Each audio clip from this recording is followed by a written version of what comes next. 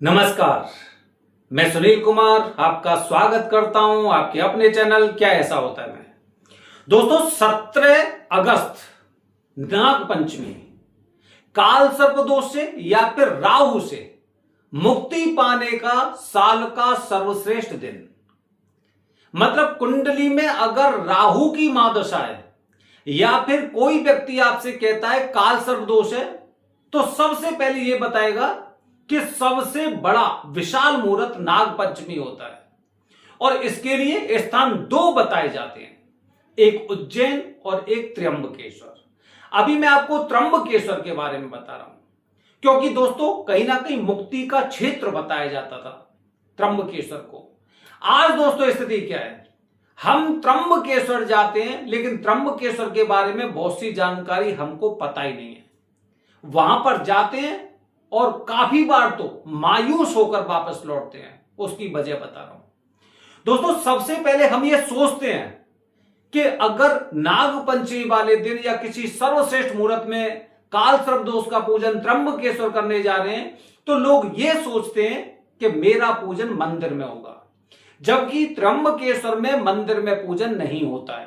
पहली बात तो दोस्तों ये है, तो अपने मन में से शंका हटा देना कि आपका पूजन मंदिर के अंदर होने वाला है। यहां पर ज्यादातर गुरुजी अपने घर में ही पूजन करते हैं या फिर जो बाहर के लोग होंगे वो अपने आश्रम में पूजन करेंगे। इस तरह से चीजें होती हैं। अच्छा, काफी लोग इसके बाद कहते हैं कि हमें यहां के अच्छे से पंडित जी चाहिए, यहां के अच्छे से पंडित जी।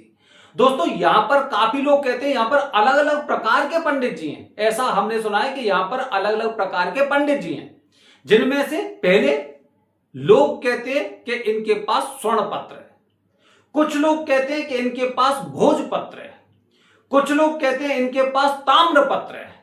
इस प्रकार से अलग अलग प्रकार के पंडित जी त्र्यंबकेश्वर में रहते हैं।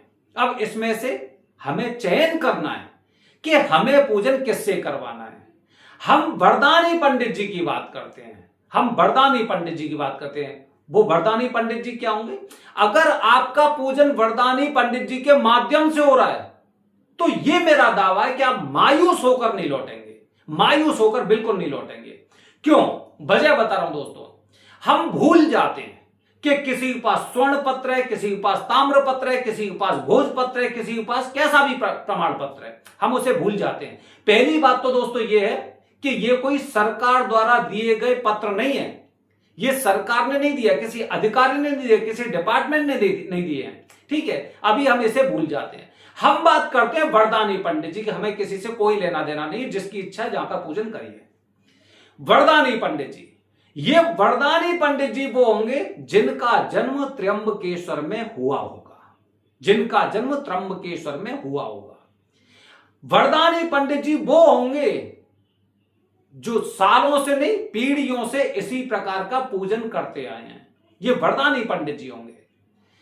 वरदानी पंडित जी वो होंगे कि आपके साथ 1 रुपए की हेरा फेरी नहीं होगी। यहां पर क्या होता है, यहां रखिए, वहां रखिए, ये करिए, वो करिए, है ना। इस तरह से बताया जाएगा आपको बहुत कम अमाउंट, और पता चला कि धीरे धीरे करके फिर उसमें दान दक्षिणा मिला के अब वो बहुत ज्यादा पैसा हो गया।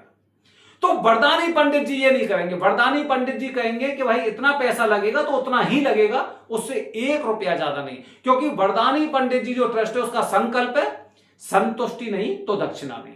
अच्छा, और बताता हूं, ये कोई नहीं बताएगा आपको, कोई नहीं कहेगा कि पहले पूजा करिए उसके बाद दक्षिणा दीजिए, या फिर इतना ही बताया गया उतना ही लिया गया। ये पूरी जानकारी कोई नहीं देगा। मैं इसलिए आपको बता रहा हूं क्योंकि लोगों को मैंने अक्सर यहां से मायूस होकर लौटते हुए देखा है। वरदानी पंडित जी क्या है? आप, क्योंकि नाग पंचमी आने वाली है, आप त्र्यंबकेश्वर के 50 नंबर आपको इंटरनेट पर मिल जाएंगे। अपने आपको बताएंगे हम यहाँ के ऐसे पुरोहित हैं, हम वहां के वैसे पंडित जी, हम वहां के वैसे पंडित जी हैं। ठीक है, भूल जाइए सबको। बस 2-3 सवाल करना है आपको उनसे कि मुझे नाग पंचमी को कालसर्प दोष की पूजा करनी है तो मेरी दक्षिणा कितनी होगी। यहां पर दक्षिणा पे आकर आप उन्हें अपने जाल में फंसा सकते हैं और इससे पता चलेगा कि वो वरदानी पंडित जी हैं या नहीं है। अच्छा, इससे क्या होगा, कैसे पता चलेगा? पता दोस्तों आपको ऐसा चलेगा कि अगर उन्होंने आपको एक ही दक्षिणा बताई कि आपके 3000 लगेंगे, 3500 लगेंगे या उतने लगेंगे, तो उसके पश्चात अगर यहीं पे उनकी बात खत्म हो जाती है तो आपको उनसे सवाल पूछना है कि पूजन आप मेरा अकेले का करवाने वाले हैं या फिर उसमें और भी लोग शामिल होंगे? मेरे लिए अलग से सेपरेट पंडित जी होंगे, एक ही पंडित जी मेरे लिए होंगे, या एक ही पंडित जी और 10, 20, 40, 50 लोगों का पूजन कर रहे होंगे? अगर इस पर वो आपको जवाब दें कि आपको उससे क्या मतलब है, आपकी सामग्री अलग रहेगी, तो ऐसे लोगों से दूर रहिए। मतलब ये कहीं ना कहीं आपको एक झुंड का हिस्सा बनाने वाले हैं, एक भीड़ का हिस्सा बनाने वाले हैं, एक सम्मेलन का हिस्सा बनाने वाले हैं। ठीक है, तो ध्यान रखिए, फिर वो पूजन आपका नहीं होगा, वो पूरे बहुत बड़े ग्रुप का होगा, इसलिए लोग यहां से मायूस होकर लौटते हैं। अच्छा, अगर वो दक्षिणा उन्होंने बताई 3-3.5 हजार, पहली बात तो मैंने आपको ये बता दी। दूसरी बात दोस्तों, दूसरी बात ये कि अगर दक्षिणा बताने के बाद अगर उनकी बात खत्म हो जाती तो उनसे पूछिए, जो भी पैसा बताएं, वो जो भी दक्षिणा बताएं, उनसे पूछिए कि क्या जो पूजा होगी उसमें सामग्री मेरी में नई रहने वाली है या पुरानी रहने वाली है। सामग्री पूछना मत भूलना, सामग्री कि सामग्री कैसी रहेगी। जैसे 9 चांदी के नाव होते हैं, राहु और काल देवता चांदी की प्रतिमा होती है, सोने का नाव होता है। फल भी आप देखना, क्योंकि काफी लोगों को मैंने यहां पर देखा सड़े गले फल भी रख देते हैं, एक आध फल रखना होता है और उसी से न जाने कितने लोगों का लगातार पूजन चलता रहता है। जो चावल हो गया या फिर गेहूं हो गए, जो आपके सामने जो चौकियां रहती हैं, वो सारी की सारी उनसे पूछना इस बारे में। ये देखिए कि आपकी पूजा वरदानी पंडित जी कर रहे हैं या फिर ऐसे लोग कर रहे हैं कि आपको भी मायूस होकर लौटकर ना आना पड़े। इसके अलावा क्या पूछेंगे दोस्तों, इसके अलावा और पूछिए उनसे। मेरा दावा है कि जैसे ही आपने 2 सवाल पूछ लिए, वो व्यक्ति आपके फोन को काट देगा या फिर आप पर क्रोध करने लग जाएगा, गुस्सा करने लगेगा। इसके बाद दोस्तों एक और सवाल, अगर कोई ऐसा दिलेर इंसान होगा या फिर वो वरदानी पंडित जी होंगे, वैसे वरदानी पंडित जी होते तो यहां पर आपको पूरी चीजें क्लियर कर देते। ठीक है, इसके बाद आपको पूछना है कि जब मैं पूजन करूंगा तो मेरे सामने जो चौकियां होती हैं, चौकियों पे कौन से होंगे? भगवान गणपति का स्थान होगा, वरुण देवता का स्थान होगा, षोडश मात्र का स्थान होगा, नांदी श्राद्ध का होगा, ठीक है, मुख्य देवताओं का होगा, नवग्रह होंगे। तो इस तरह से 2 चौकी रहने वाली, 3 रहने वाली है, 4 रहने वाली है, 5 रहने वाली है, 10 रहने वाली है। ये पूछिए उनसे जरूर पूछिए। अगर आप पूजा का लाभ प्राप्त करके यहां से लौटना चाहते हैं तो ये सवाल तो आपको पूछने होंगे, अन्यथा दोष मत देना किसी को, क्योंकि गलती आपकी रहने वाली है, क्योंकि आपने सवाल नहीं पूछा।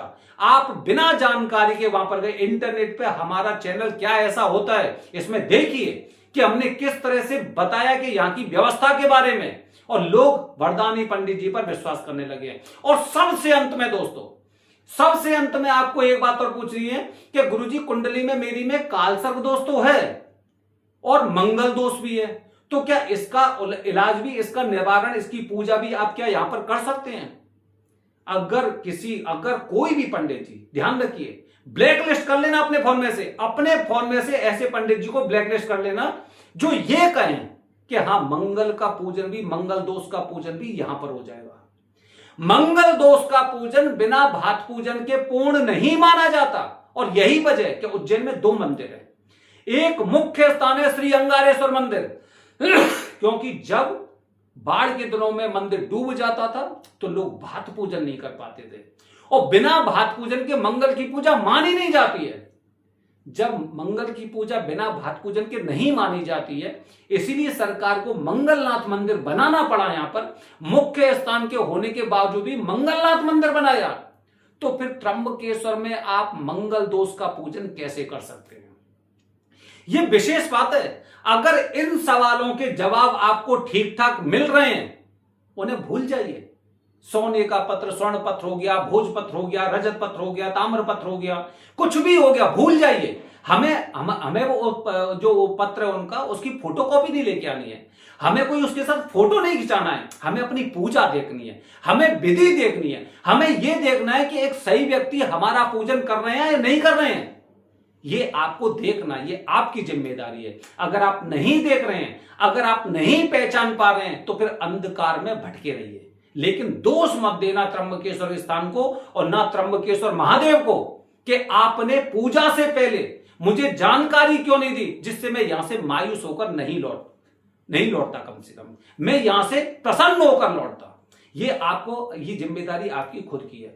आने वाली वीडियो में दोस्तों यही से शुरू करूंगा, क्योंकि वीडियो बहुत बड़ी हो गई है। उज्जैन के बारे में सबसे ज्यादा भीड़, क्योंकि श्री नाग चंद्रेश्वर महादेव जी के यहां पर पट खुलने वाले हैं, जो मंदिर पूरी साल में मात्र एक बार खुलता है। यहां पर पूजा एक अलग ही सुकून देती है। हर हर महादेव, हरि ओम।